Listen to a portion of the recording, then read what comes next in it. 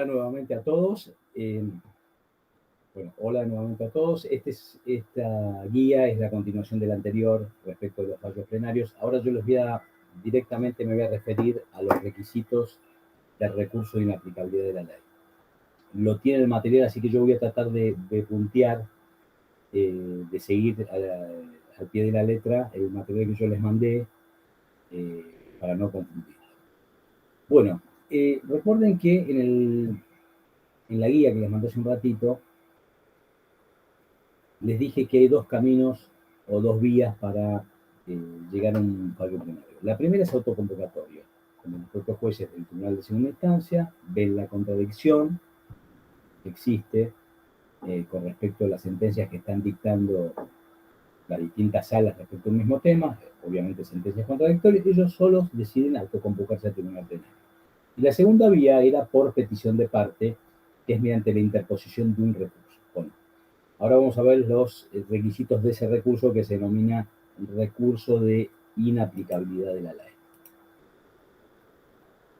Ustedes van a ver en derecho procesal dentro de un año, no sé más o menos cuánto les falta para cursar la materia de derecho procesal civil y comercial. Pero digamos que ahí van a ver, creo que muy por arriba, el tema de algunos recursos extraordinarios. Pero en sí van a apreciar que los recursos se dividen en ordinarios y extraordinarios. ¿Cuál es la diferencia entre un recurso ordinario y un recurso extraordinario? Que los recursos ordinarios son los normales, los que el abogado interpone casi todos los días en el ejercicio de la profesión. Perdón. Y que no requieren mayores requisitos formales para su interposición. Un ejemplo de ello es el recurso de apelación, regulado por los artículos 242 y siguientes del Código Procesal Civil y Comercial de la Nación. Y dentro de los recursos extraordinarios está precisamente el recurso de inaplicabilidad de la ley. ¿Por qué es extraordinario? ¿Por qué es excepcional? No es un recurso que un abogado vaya a interponer todos los días, de ninguna manera, ya que los plenarios son excepcionales. Y respecto de este recurso hay que cumplir puntillosamente requisitos formales, porque si no cumplimos con ellos, en 4 o 5 líneas el tribunal nos deniega el recurso de inaplicabilidad de la ley. Entonces, dentro de esta clasificación de recursos ordinarios y extraordinarios, al recurso de inaplicabilidad de la ley lo incorporamos o lo incluimos dentro de los recursos extraordinarios. ¿Y cuál es la finalidad que tiene el recurso de inaplicabilidad de la ley? Precisamente es lograr la unificación de la jurisprudencia en un departamento judicial determinado y respecto de un tema específico. Bueno, ahora vamos a ver cuáles son los requisitos, rápidamente, porque lo tiene el material, los requisitos que debemos cumplir para que proceda el recurso de inaplicabilidad de la ley. Esto está en el Código Procesal, ¿no? Artículo 288, 289 y siguientes. Primer requisito. Se tiene que haber dictado sentencia definitiva. Y básicamente, ¿cuál es la sentencia definitiva? Es aquella dictada por una sala de un tribunal de segunda instancia. Es aquella que es imposible, que termina el juicio o hace imposible su continuación. En segundo lugar, y como segundo requisito, tenemos que plantearnos o preguntarnos, ¿qué es lo que nosotros vamos a atacar mediante el recurso de inaplicabilidad de la ley? Porque recuerden que siempre cuando hablamos de recursos en derecho procesal, el recurso no es, por favor, señoría, tendría la amabilidad. No, el recurso es un medio de impugnación, es un medio de ataque. Por un recurso atacamos algo. ¿Y qué? ¿Qué es ese algo? Una resolución judicial. En el caso del recurso de inaplicabilidad de la ley, ¿qué es lo que vamos a atacar? La sentencia definitiva que dictó la Cámara. Específicamente, la sentencia definitiva que dictó una sala de la Cámara. Volvamos al ejemplo de la guía anterior. Nos habíamos referido a la Cámara Nacional de Apelaciones en lo Civil. Y vamos a tomar como ejemplo la Sala B de la Cámara Nacional de Apelaciones en lo Civil.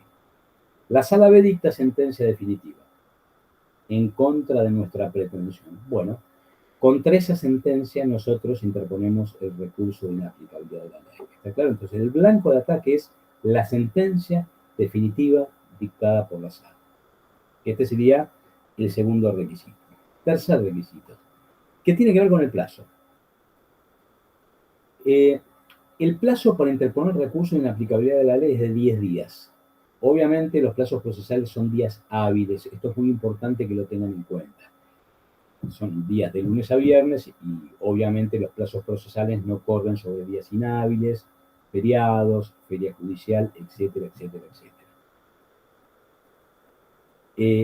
Y el plazo que tenemos para interponer recursos es de 10 días hábiles. No confundan o no se confundan porque normalmente los plazos de fondo que regula el Código Civil corren sobre días hábiles e inhábiles. Y normalmente cuando un alumno empieza a estudiar Derecho, cree que los plazos, todos los plazos corren sobre los días hábiles, y no es así. La regla general es al revés. Los plazos corren sobre días hábiles y días inhábiles. La excepción serían los plazos procesales. Esto está establecido en los códigos de procedimientos. Así que 10 días. ¿Cómo, a partir de cuándo comienza a contarse ese plazo de 10 días que tenemos nosotros para interponer el recurso de inaplicabilidad de la ley? A partir del día siguiente hábil al de la notificación. Por ejemplo, hoy es miércoles. Si hoy miércoles me notifican la sentencia definitiva que dictó la Sala B, donde el tribunal no hizo lugar a mi pretensión, como decimos los abogados, nos rompió la cabeza la sentencia del tribunal, bueno, el plazo comienza a correr a partir del día siguiente hábil, que sería mañana jueves. Si mañana fuese feriado, el plazo comenzaría a correr a partir del día viernes. Esto es importante porque lo van a ver en derecho procesal. Plazo de 10 días. Muy bien. Otro requisito que acá se les puede complicar un poco la cuestión. Acuérdense que para poder lograr un plenario, ¿qué es lo que tenemos que demostrar? La contradicción entre las diferentes salas de un mismo tribunal. En este caso de la Cámara Nacional de Apelaciones en lo Civil, que es el ejemplo que yo utilicé. Yo tengo que demostrar que la sala B dice blanco, la sala C dice negro y la sala J dice violeta. Entonces, ahí es una especie de caos jurídico. ¿Por qué? Porque la suerte de los derechos de las personas, o de los derechos de mi cliente en este caso, va a depender de una suerte de azar. A ver qué sala me toca en turno. Y esto no puede ocurrir. Recuerden que la finalidad de los fallos plenarios es unificar la jurisprudencia. Y el medio que tenemos los abogados es el recurso de inaplicabilidad de la ley. Uno de los requisitos formales muy importantes que establece el Código Procesal es que el peticionante, me voy a poner yo como abogado que interpone el recurso de inaplicabilidad de la ley, yo que represento al actor, tengo que citar un precedente, un fallo, que sea contrario a esta sentencia de la Sala B que yo estoy atacando. ¿Por qué tiene que ser contrario? Para demostrar la contradicción. Pero acá hay un pequeño problema que a veces ustedes no logran entender. Este fallo que dictó la Sala B, por ahí lo dictó 3, 4 o 5 años después de que yo inicié el expediente judicial. Y ese fallo, ese precedente que yo voy a citar, demostrando la contradicción, obviamente tiene que ser un precedente de otra de las salas de la Cámara, no la sala que dictó la sentencia definitiva, que siga mi posición. Y yo este precedente, ¿por qué lo cito como abogado? Por las dudas. Y ustedes se estarán preguntando, ¿pero cómo por las dudas? Sí, por si me toca una sala de la Cámara que no comparta mi criterio. Si me toca una sala de la Cámara que sigue mi criterio, yo el juicio lo gano y listo, no hay ningún problema, yo no voy a interponer ningún recurso de inaplicabilidad de la ley. Pero este cumplimiento del requisito o el cumplimiento de los requisitos formales es por si las dudas. Por si las dudas pasa que, por si nos llega a tocar una sala que nos siga nuestro criterio. Entonces, normalmente yo cito un precedente que respalde mi pretensión o el camino que yo voy a seguir. ¿Y cuándo lo cito en el expediente? Con la demanda. Si yo soy el actor, lo cito con la demanda. El demandado, el abogado del demandado, lo hará con la contratación de la demanda. Esto es muy importante que lo entiendan, ¿no? Perdón, de nuevo. Y por ahí, este precedente que citamos para demostrar la contradicción futura, lo hacemos años antes. Esto yo se los puse en el material, ¿no? Pero es que el abogado es adivino, se dedica al tarot, lee las manos, hace quiromancia, sabe lo que va a pasar en un futuro. No, el abogado, ¿qué es lo que hizo? Estudió la jurisprudencia de cada sala y sabe qué criterio tiene cada sala, con lo cual tiene que estar preparado por si le toca una sala desfavorable. Para estar preparado tiene que citar el precedente. ¿eh? Y normalmente, vuelvo a repetir, el precedente se cita con la demanda para el actor, con la constatación de demanda para el demandado. Y ahí ya se olvida. Hay un tiempo límite para invocar ese precedente. Y es el momento en donde el abogado apela a la sentencia de primera instancia. Más específicamente, cuando yo apelo a la sentencia de primera instancia y después, en un segundo escrito, fundamento la apelación.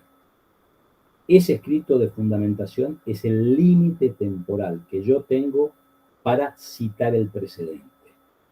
Después de ese momento, ya nunca más lo puedo citar y con lo cual, y como consecuencia de ello, el recurso de inaplicabilidad de la ley que yo pueda interponer el día de mañana me lo van a rechazar por no haber cumplido con este requisito.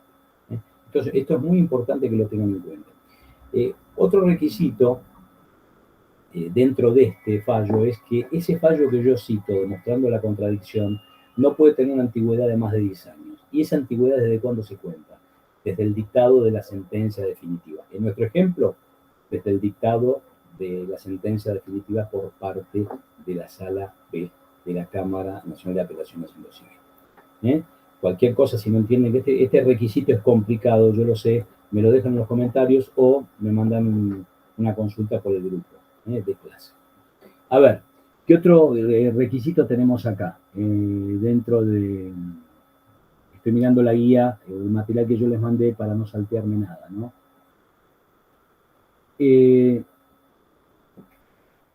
Otro requisito que ustedes dirán, bueno, pero esto es una pavada, si ya lo citamos.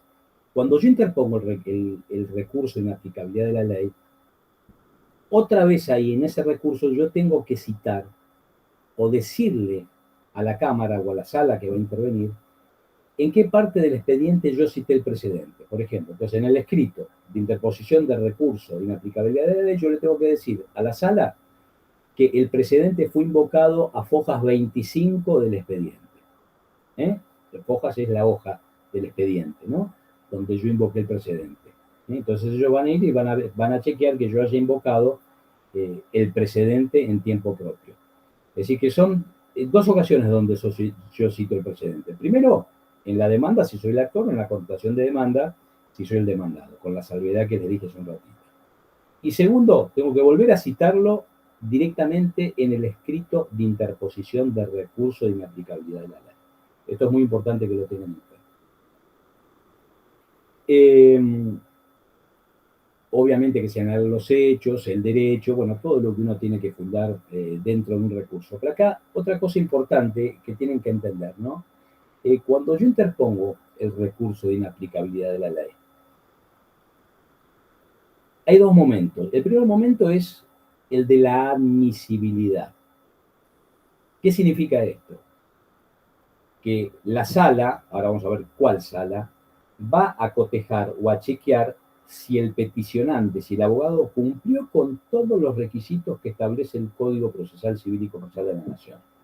Si determina que hay un requisito que no ha sido cumplido, directamente rechaza sin más trámite el recurso de inaplicabilidad de la ley. Por eso le digo que generalmente en los recursos, no, generalmente no, siempre, en un recurso extraordinario, uno tiene que extremar los recaudos y estudiar muy bien la cuestión, no solamente, sino después, al volcarlo en el papel, porque el incumplimiento de un pequeño requisito puede hacernos perder días y a veces muchísimas horas de trabajo.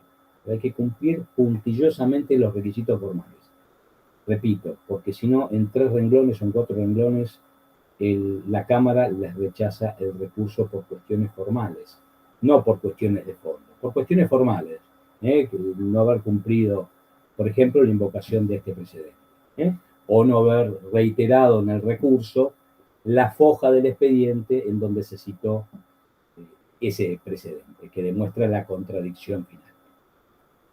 Y por último, una guía corta esta. ¿Quién evalúa la admisibilidad del recurso? ¿La sala que dictó la sentencia definitiva, en nuestro ejemplo la sala B? No, esa no. ¿Por qué no? Porque si la sala B dictó sentencia en contra de nuestra pretensión y nosotros interponemos contra esa sentencia el recurso de inaplicabilidad de la ley, ¿qué es lo que va a ocurrir? Va a ocurrir normalmente que ese mismo tribunal nos va a denegar el recurso de inaplicabilidad de la ley. Porque evidentemente, si nos concede ese remedio extraordinario, en cierto modo estaría reconociendo que se ha equivocado o que hubo un error al dictar la sentencia según instancia. Entonces, normalmente eso no ocurre, el recurso es rechazado, como pasa con los recursos extraordinarios federales para llegar a la Corte. En el caso del recurso de inaplicabilidad de la ley, el que va a decidir o la que va a decidir la admisibilidad del recurso no es la sala B en este caso, que dictó sentencia, sino es la que sigue en turno, que puede ser la sala J, la sala L, la sala M, cualquier otra. La otra sala es la que va a decidir si se cumplen los requisitos que establece el Código de Admisibilidad. Recuerden que esto es una diferencia con el recurso extraordinario federal para acceder a la Corte, en donde la sala que dicta la sentencia definitiva es la que concede o no concede. ¿Y qué ocurre normalmente? No concede los recursos extraordinarios. Bueno, y después sigan leyendo cuál es el trámite, en el material que yo les dejé, el trámite de los artículos 289 y siguientes del Código Procesal. Cualquier duda que tienen, me consultan acá por el canal, que yo se los voy a subir en un ratito, y si no es por el canal, por el grupo de WhatsApp. Así que espero que hayan entendido, tema complicado, y bueno, quedo a disposición de ustedes. Les mando un abrazo a todos.